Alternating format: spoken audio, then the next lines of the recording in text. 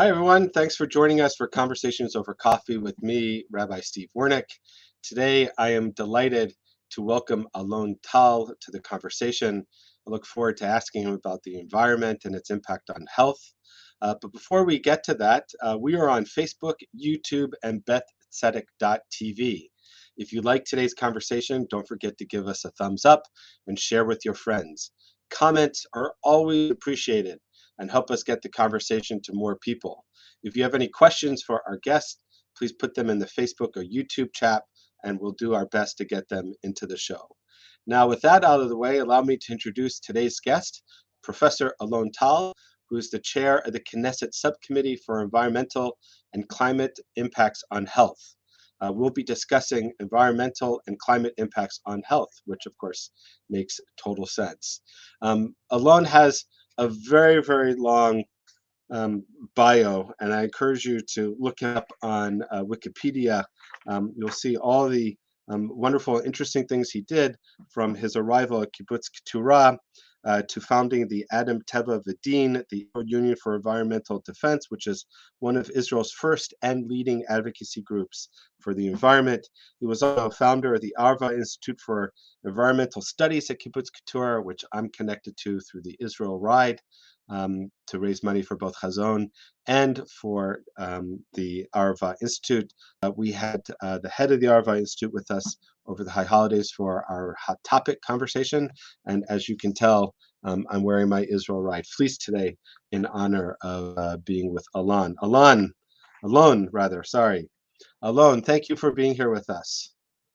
Delighted to be here. Moadim l'simcha, happy holiday to all the viewers. I'm speaking to you from the Tel Aviv port. A series of circumstances and exigencies created a makeshift studio. I hope you can all hear me. And it's a wonderful sea breeze tonight in Tel Aviv. Well, you know, you've got the best view behind you, that's for sure. So let's jump right in. And I know that you're on a tight schedule today, and we appreciate you making the time for us. You've been involved in environmental advocacy and education in Israel. In fact, one of the first to get involved with that in Israeli society and in Israel as a state and a culture. Tell us a little bit about how that came to be. Well, I moved to Israel at a relatively young age. I came after high school when I was 17. And it was clear to me that it would be unimaginable that there would be this third Jewish Commonwealth taking place, this miracle in our times, and I wouldn't be part of it. But the question was, what would be the part that I would do, and what would be the contribution as a North American who comes with a certain set of values and experiences, and what could be my contribution to Israel?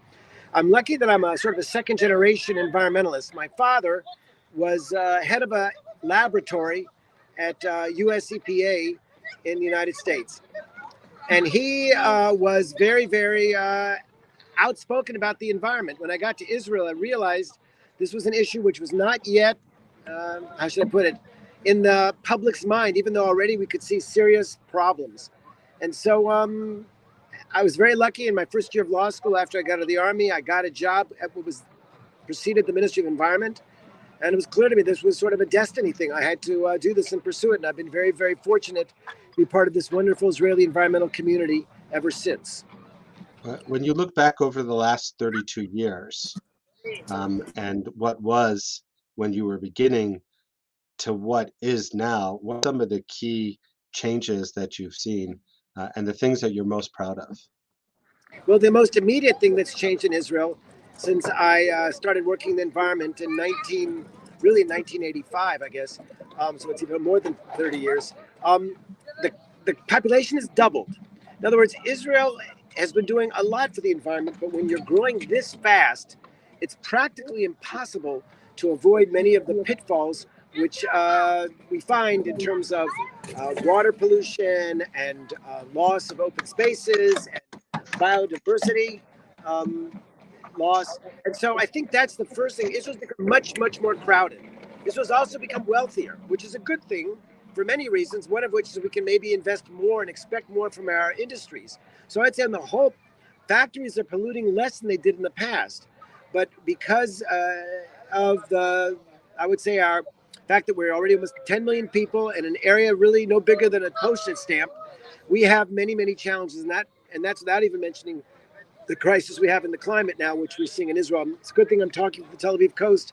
It's gone up. It's 10 millimeters higher now than it was 10 years ago, and it's going up very quickly. And why is it going up? Because of the overall warming of ice, because of how is climate change affecting the coast of Tel Aviv? Well, you have to remember that when we talk about the rise in sea level, the main reason is that the water's getting warmer, and so it expands. Okay, and that's the first thing to remember, that it's that, and the fact that you have these storm systems. Warmer air can hold more water, so we have, of course, our storms are much more ferocious every year. Southern Tel Aviv is flooded, Naharia is flooded. All these coastal communities are facing 100-year storms. In fact, we look at Israel and we call it a climate hotspot. In other words, we have a series of symptoms that we expect to see in the world, but in Israel, they're just much, much more. So if the world's temperature has increased at a rate of 1.1 degrees Celsius on average over the last 40 years, here in Tel Aviv, it's been just over 2 degrees. That makes a big difference in the August months when it's very, very hot. Add to that the heat islands, which all cities have. And so really we need to think long and hard about what we can do to adapt to what is a very, very rapidly changing climate here in the country. So one of the things that you're now responsible for as the chair of the subcommittee on the environment and health is the creation of public policy to address those issues. What are some of the agenda items that you're working towards? Well, you're absolutely right. And for me, as somebody whose previous position before miracles happen every day here in the land of Israel. And so my being in the Knesset, the number of things that had to line up, the stars to get me in the Knesset were innumerable, but they did, and I'm in there. Prior to that, I was chair of the public policy department at Tel Aviv University. And so for me, I immediately hit the ground and try to prioritize. And we talk about in environmental management policy about this concept of worst things first. So for me, my initial legislative agenda really focuses on biodiversity. You see, the land of Israel is blessed with extraordinary biodiversity. We have 115 mammal species, 3,000 plant species. Really, when you look at more bat species in Israel than all of Europe. So you just need to open your Bibles up and see the incredible flora and fauna, which really blessed the land then and today as well. But in the last 10, 20 years, we have seen a retreat and a loss of biodiversity. And those are areas which I've decided to focus on. I knew our Minister of Environment, she was very much fixated on the climate issue. So I figured if I was going to make a climate law, she wouldn't want me to pass it. She would want her own law. But this biodiversity issue is really very important because for Israel's first 50 years, we were a model of how to restore a damaged ecosystem. Really, it was an ecological makeover. The British left us a land where many species had gone extinct. Crocodiles and cheetahs used to roam the land of Israel. A lot of animals got hunted into extinction during the British Mandate. So Israel put that situation in a very different place because of our laws. But now we have to think long and hard because the population density is creating what we call fragmentation. And so that's really my number one policy objective. And climate change, of course, affects that because we know that the rain gradient, which is very, very steep in Israel, the deserts are moving north. And so animals that are used to having a certain amount of rainfall aren't going to have that rainfall in a very short amount of time. And we have to find the ecological corridors. So that's another law which I'd like to do, is to create ecological corridors. So yeah, there's a lot of challenges we have, and I'm happy to go into depth. But I am a professor of environmental policy, so it's a very dangerous question to ask me to go into more detail. Well, I do want to ask you to get into a little bit more detail, right? And also to talk a little bit about the difference between being a professor of environmental policy and then being a policymaker, the difference between advising policymakers and then the dance that one has to do as a policymaker in order to get something into a law. Well, first of all, we should make it clear I'm a legislator. I wish I was a policymaker. I try to. And sometimes I can say, that happened because of me. But it is a very, very complicated political map we have now in Israel. I'm fortunate to be a member of a party. I represent the Blue and White Party. That's, I think we're a centrist party, which gives me the ability to work with legislators on the right and left and feel very comfortable in that role. And I have a lot of support from my party chair, Benny Gantz, our Minister of Defense, who should be the Prime Minister and I believe will be one day. And he is very green at his heart when I remind him. And he has given me it meant exceptional support in a variety of areas, particularly my efforts to protect the coasts of Israel from foolish and ill-advised development. But the goal is to create consensus. And when you are trying to make policy as a legislator, and you're trying to get a law passed, especially in this kind of a government, we have 8 different parties who are all in the coalition. And that's a huge challenge. And so if I want to pass a law, say now I'm trying to make a law that would protect urban nature sites. There's about 100 areas in Israel that have unique ecosystems. I have to get on board with the Ministry of Environment, of course, and the Nature Reserve Authority, which is an independent agency. I need the Ministry of Interior on board. I need the Finance Ministry, because somebody's going to have to foot the bill for this thing, okay? I need the Ministry of Energy. Why? I don't know, but they seem to think it's an issue which affects them, and it goes. So you spend a lot of your time talking. If you're lucky, you talk to the minister, but usually they send you off to their staffers, and you don't want to use a word like deep state, because after the Trump years, that has all kinds of different meanings. But there's definitely a bureaucracy which isn't always open to change. But I'm undaunted, and after 9 months in this game, I think that I passed a couple laws in this first reading. I'm hopeful that in our summer session, which will begin in 3 weeks right after Independence Day, that I will have my first laws on the books in Israel. I'm very, very hopeful. And then you can call me a decision maker. Right now, I'm just rattling the cage there as a renegade. Right now, you're just a cage rattler. You made mention of the precarious nature of the government. What is the current thinking about its sustainability and viability? Well, this is really important to me. I don't think that Canada has the same kinds of dynamic, but as somebody who grew up in the United States, I would say the greatest tragedy politically that I've seen there as part of the overall polarization of that country is the fact that the environment, which used to be a consensus issue, has become one in which the right, the conservative Republicans are presumably anti-environment, and Democrats are pro-environment. Thank heavens that is not the case in the land of Israel. And I've always said that Judaism and environmentalism are basically synonymous. And so I have a lot of colleagues and allies on the right wing. For example, the past Minister of Environment, Gila Gamliel, is a staunch Likud member. We work together. In fact, my law, I proposed a law which gives Israeli environmental organizations the right to file class action suits. And it was a time when the acrimony between the Likud and the rest of our coalition was at its peak. And yet she managed to get them to not so much support, but to let people vote their conscience so that my bill could pass. It was during a week when our Arab partners were boycotting and no laws were passing, and my environmental law got to pass because everybody, I think, in Israel cares about the environment. We share that. And I'm talking not only about right and left, I'm also talking about Arabs and Jews, and of course, Orthodox and the secular. I believe that there is a strong consensus to protect the environment. We all love this land of Israel. The question is, how do we work together to protect it a little better? Do you find that the religious parties are allies in this because of the notion of a mitzvah, of Shomrei Adamah? How does this year being a Shemitah year impact the conversations of the environment that are going on in the work you're trying to do? That's a very good question. First, I'll say that I appeal to the religious tradition all the time. I'll give you an example, and then I'll tell you another story. There's a right-wing religious Zionist party called Religious Zionists, headed by Bezalel Smotrich, who's considered to be something of a, I don't want to say racist, but he's very prejudiced towards Arabs, put it that way. Anyway, there was a big expose done about climate change and Israel's legislature, and they interviewed all these different Knesset members, and one of the members of his party, Simcha Rotman, said, well, I'm not even sure there is a climate change, and if there is, the only thing we have to do is to pray to God. And I came to Bezalel, I said, Bezalel, you are the head of the Religious Zionist Party. You cannot have an anti-science position. Religious Zionism has always been pragmatic, evidence-based. Come on, you can do better than that. He said, well, let me make a proposal to you. I'm a professor. I will bring you the best minds in Israeli climate science, and we'll do a quiet symposium, not for the press, for you guys. Then make whatever decisions you want, but get the facts. And I said, don't decide now, but he said, no, I've already decided. And the answer is yes. I wrote him yesterday a text message, and we're going to do this. So that just shows that even people who are considered, I think, and stereotypically not engaged, he does care about the environment.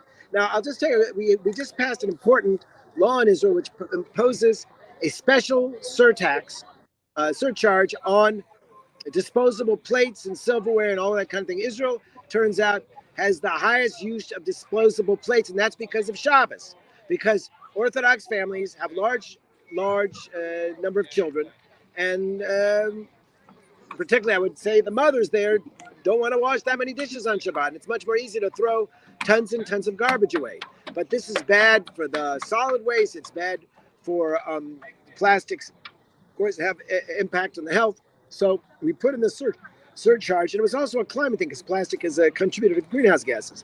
Well, the ultra-Orthodox, the parties, were extremely opposed to it, claiming that it was a regressive tax.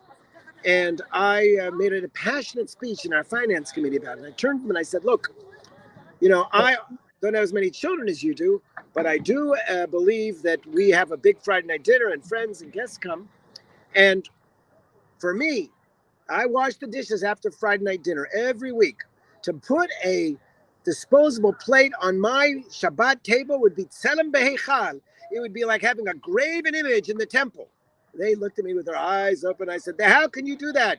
Defile the holiest of moments on your Friday night meals with all these plastic plates. What a message is that to your children? Is nothing holy? And they were sort of like shaming them on their own turf. So yeah, there is a religious basis. Did it work? Sort of. I mean, in the end, when they're in the opposition, they're supposed to say everything. But in the end, we passed the law, and the amount of plastic plates and silverware and cutlery has dropped by 60%.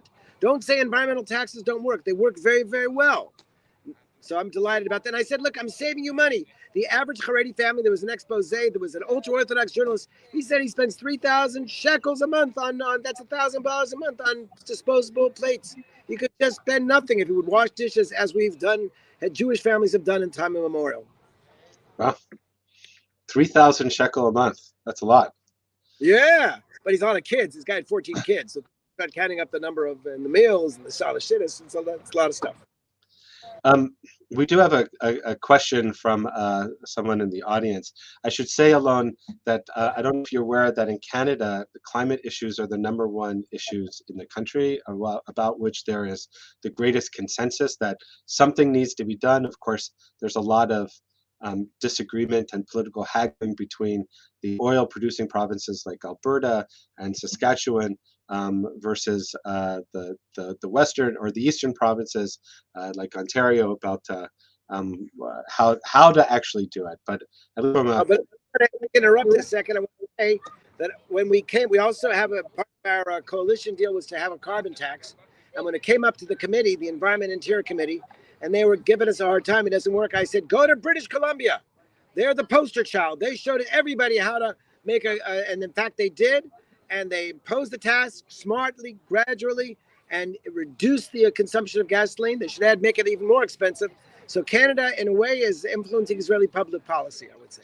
Well, so the question is, and I don't know to what extent you know more about Canadian politics in this, but the question is that in Canada, we promise that we're going to reduce greenhouse gases, but we don't seem to deliver on our promise.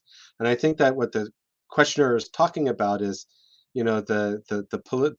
the political promises that happen in campaigns, and then the real politic that seems to prevent it from being implemented. Well, certainly Israel has been suffered from a similar syndrome, sort of the lip service special. And I always say, we went to Paris. There was a Paris UN Convention on Climate Change back in 2015, and we made all these promises that we're going to do this stuff. A, we didn't do the stuff. B, what we promised is we're going to reduce our emissions per capita. But when your population is growing fast, even if your emissions per capita drop, overall emissions go up. And I said, it was the exact same thing. I said the whole planet or the whole international community is rallying together, getting under this proverbial stretcher on which a beleaguered planet Earth is sitting. And everybody's getting under there to carry our endangered planet to a better place. And it's unimaginable to me that the Jewish state isn't the first one under the stretcher. And the way we learn in the army, when we have trouble, you get under that stretcher and you lend a hand. And so I'm very glad that in Glasgow, for the first time, Israel at least made ambitious promises. And here I want to salute Prime Minister Bennett. He's not in my party by any means, but he did the right thing and adopted 2050, a no net emissions promise. And that is something which I hope we'll be able to deliver on. But the proof is in the devil's in the details. So on the 26th of April, you're all welcome to go on the Knesset channel if you want to watch. My subcommittee will be having a special first hearing on Israel's new proposed climate law. And we're going to hold the feet to the fire because the Ministry of Finance diluted it in a most shameless way and created all kinds of loopholes. And our job in the parliament and the Knesset is to close those loopholes and to make sure that the Jewish state is living up to our responsibilities as a light to the nation. So let's talk a little bit now about the connection between environmentalism, climate, and health, which is the subcommittee that you chair. Tell us more about that and the dangers to our health that not addressing climate issues causes. I think if you want to see the most acute examples, you just go to our neighbors. You go to places like Baghdad where it's over 50 degrees. I don't know, 122 or something like that degrees every summer. In those towns, the difference between life and death is an air conditioner. There was a building in Egypt a couple years ago where they had a heat wave in the summer, and 50 people, old people, could not get out of their rooms, didn't have air conditioners, and just cooked themselves to death, okay? For the first time ever, Israel had a temperature over 50 degrees in Sodom, okay? Just like in those like in the Bible, right? Genesis a couple of months ago. So the point is that that's your first problem, is the fact that we know that thousands of people died in Europe, heat wave about 7-8 years ago, and France in particular. They're not ready in terms of air conditioning, so we have to do better. That's the first. In British Columbia a year or two ago, a whole town like instantaneously combusted because the temperatures were so hot. Yeah. No, it's very frightening. We're very lucky to be here on this beach here. Tel Aviv, though, people, even in the army, we've had greater incidents of heat stroke among soldiers, and we're having to limit the amount of training we can do in the summertime. So that's the immediate one. Of course, we've had people die in floods in Israel. We had 45 people die in a forest fire. And of course, I'm not even talking about the vectors of disease, the spreading of West Nile and all these other very, very deadly pests and insects, whose range has expanded. So yeah, there are health issues there. And I think the main thing we have to realize is the real health problems aren't going to be happening in Israel because we're a wealthy country and we're relatively smart and well organized relative to, the African countries. And there we're going to see massive loss of life, I think, starting with famine. Okay, what's going to happen this summer when the Ukrainian and the Russian wheat crops are not going to be harvested? And what are they going to eat in Egypt? 80% of their food comes from that imported wheat, okay? And when our neighbors, even in Africa, have problems, they come knocking on our door. Israel's the only Western country you can walk to from Africa, okay? You go right through Egypt and come on through. So we really need to be aware of the climate issues and do our part. And that's something which we have to work with the Israeli public, which is starting to get up, getting more interested. The young people, you should see it, Rabbi Steve. We had a climate march this year with about, 10,000 kids. And what was exciting to me, it wasn't just, there's a group, say, Kids for the Climate, want to be Greta Thunberg. They're fantastic. But you saw soccer teams showing up in their uniforms and basketball. These kids that you would think they're not into that kind of thing. And they are demanding a future without climate anarchy and having a little bit of stability, and we have to give them that. We have to meet our kids' expectations. So one of the things that you started, as I said at the beginning, that's very dear to my heart, is the Arava Institute, whose tagline is that the climate knows no boundaries, with the idea being that climate's the kind of thing that Israel doesn't exist as an island unto itself. What happens in Jordan and Egypt, Iraq, all the areas has an impact on it. Pollution goes across boundaries. Animals go across boundaries. Talk a little bit about the work that's being done collaboratively between Israel and its neighbors on the climate, and also why it seems that the work of the Arava Institute, which is also about shared society, seems to be one of the best kept secrets in all of Israel.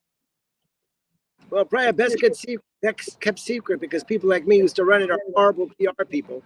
Maybe I'm a politician, be more opportunistic. But I think, Steve, it's a very, very obvious fact that when you're a country that's so small there in Israel, there's just no way you can solve most of your problems unilaterally. That the air pollution in Tel Aviv affects Ramallah, and their sewage affects our streams. When we talk about Jordan, though, I think we can all be heartened that this government of change, which I'm so proud to be a part of, signed an agreement in Dubai in November with Jordan for the first time, so-called water energy nexus. Jordan may be the most water scarce country on the planet. It It was second, and then they took in a couple million Syrian refugees, and all of them have their water footprint and demand. So they're very, very short on water. They need every drop they have, okay? Israel doing a terrible job of having renewable energy. We have less than 10% renewable energy. We should be with Denmark at 60%, but we're way behind. And the deal was, the reason we don't have such good is there's not that much open spaces and there's a lot of battle. Well, Jordan is 4 times larger than Israel. So this agreement said, let's make clean, green, solar energy in Jordan, send the electricity to Israel, and we in return will send them desalinized water. We have this access to the Mediterranean Sea. We have the world's best desal technology, the cheapest, cleanest water in the world, and we can make a win-win situation out of that. And that agreement was signed. So I would like to say that, look, with these new Abraham Accords, I believe that the so-called Arab-Israel conflict is over. That doesn't mean we don't have a serious Israeli-Palestinian conflict that we need to address. And I'm doing a lot to do with that, but I would rather not talk about it because it's still under the radar and still not quite there yet. But I'm very, very concerned about that. But we need to recognize that we need to do better in the region because we can share the collective relative advantages and make this region a much healthier place and just a better place to live. We have time for a last word, Alon. What do you want to leave us with? 2 things I'd like to say. First of all, in the great Israeli tradition of shameless self-promotion, I'm delighted to be here without any organizational affiliation. When you become a member of Knesset, you have to resign everything. So I'm not going to make a pitch, but I will say that if you were, we just did they say in Hebrew, Ktsem is like just the edge of the fork and touch. If you want to hear more, I invite everybody to go onto my Facebook page, Alon Tal. You'll see that we're having a Zoom on Sunday just on these issues, and the director of the Arava Institute, Tariq Abu Hamid, will be there. And EcoPeace, which runs a wonderful organization, Jordan, Israel, in Palestine. Their Jordanian former chair is going to be on board, as well as somebody from the Ministry of Environment who does regional cooperation. If you want to get in that issue, I'm giving an hour-long Zoom to it. But in either case, go on, like my Facebook page. We need all the help we can get. And the second thing I want to say is I want to thank you, Steve, for everything you do for, first of all, keeping Israel in touch, Israeli environmentalists in touch with our North American colleagues. And remember that Israel's environmental challenges are the Jewish people's environmental challenges, and they're far too serious to leave this as a spectator sport. We need players, and when you get on a bicycle and ride through the desert and help the Arab Institute, you are a player. And if you come to Israel, find that environmental initiative which you believe in. But remember that we only have one promised land. We live in this incredibly unique time. I would say it's an et ratzon, when a time of grace, when the gates of heaven are more open than ever before. We can do something and leave a promised land for our children that is healthier and better for all. So thanks for having me on, Steve, and come visit us in Israel. They say that COVID is behind us, God willing. So please get on the airplane and come see us, and then plant a lot of trees to cover the carbon footprint. I'm actually coming to Israel middle of May. This time I'm riding my bike with Camp Ramah, and for the Tikva programs. So if you're welcome. I invite you to lunch in the Knesset dining room. If you can come on a day when we're in session, you're Baruch haba. Okay. And when you do a trip to North America, you come visit us in Toronto. Okay. And if not, we'll find a time next year for you to come up anyway. Alon, thank you for the work that you're doing. Thank you for being with us. Happy Pesach, one and all. Thanks, everyone, for joining us. We'll see you next time on Conversations Over Coffee. Have a wonderful week and a great rest of Pesach. Bye-bye.